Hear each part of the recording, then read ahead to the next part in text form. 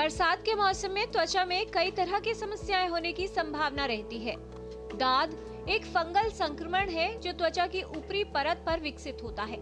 दाद अक्सर संक्रमित व्यक्ति या जानवर के साथ सीधे त्वचा से त्वचा के संपर्क में आने से फैल सकता है।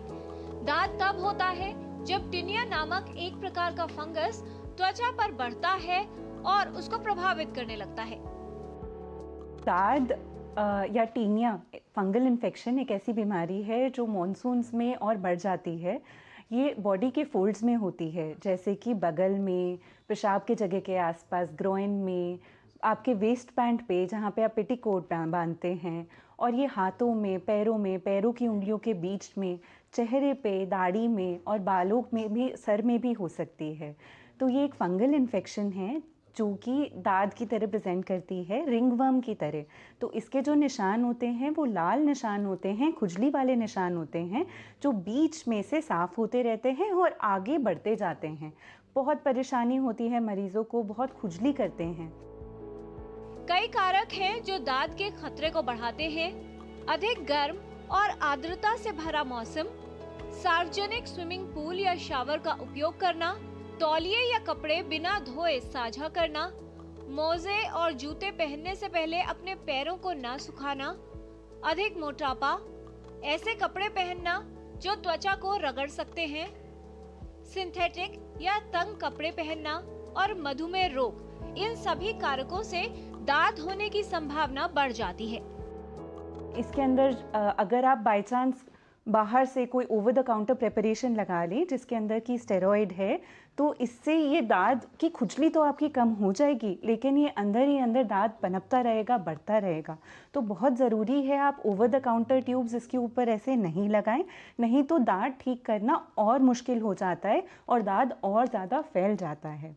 ये क्योंकि एक फंगल इन्फेक्शन है, ये बीमारी को हम जड़ से ख़त्म कर सकते हैं, पूरी तरह ख़त्म कर सकते हैं।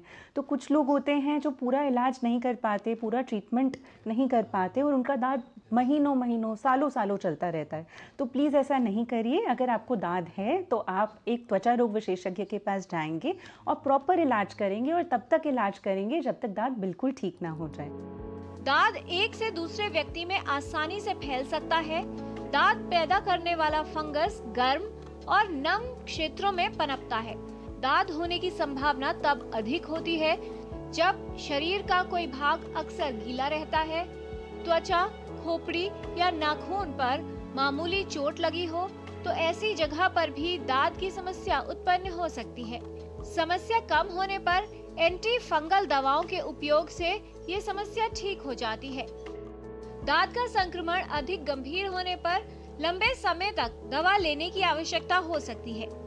जो आपने जनरल प्रिकॉशंस लेनी है दाद के लिए वो ये है कि आपने अपने शरीर को साफ रखना है, सूखा रखना है और सूती कपड़े पहनने हैं। डेनिम जीन्स आपने बिल्कुल नहीं पहननी है ड्यूरिंग ट्रीटमेंट, क्योंकि वो मोटे कपड़े का होता है, उससे पानी पसीना बाहर नहीं बहता, जिसके कारण उमस बनी रहती है और दाद पनपता रहता है।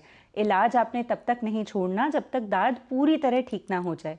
बिल्कुल ठीक हो जाने के 2 हफ्ता फालतू खाने वाली दवाई और कम से कम महीना फालतू लगाने वाली दवाई को करते रहना है। प्रॉपर ट्रीटमेंट लें, तभी दाद पूरी अच्छी तरीके से खत्म हो जाएगा। यदि आपकी त्वचा पर दाने या छाले हैं जो 2 सप्ताह के भीतर ठीक नहीं हो रहे, तो त्वचा रोग विशेषज्ञ से परामर्श अवश्य लें और ये जान लें कि कहीं ये समस्या दाद तो नहीं है। सही इलाज द्वारा दाद की समस्या को पूरी तरह से ठीक किया जा सकता है। स्वच्छता का विशेष ध्यान रखें, उचित कपड़े पहने और सावधानी बरतें जिससे दाद के संक्रमण के जोखिम को कम किया जा सके। साफ सफाई का ध्यान और कुछ सावधानियों का पालन करके दाद की संभावना को कम किया जा सकता है। यदि किसी व्यक्ति को दाद की समस्या है तो उसे उचित सावधानी बरतनी चाहिए जिससे ये संक्रमण अन्य व्यक्तियों में न फैले। सावधानी रखें और दाद की समस्या को होने से रोकें। बरसात के मौसम में अपनी त्वचा को लेकर अधिक सावधानी रखें और दाद की समस्या से बचाव करें। किरण भारद्वाज, डीडी न्यूज़।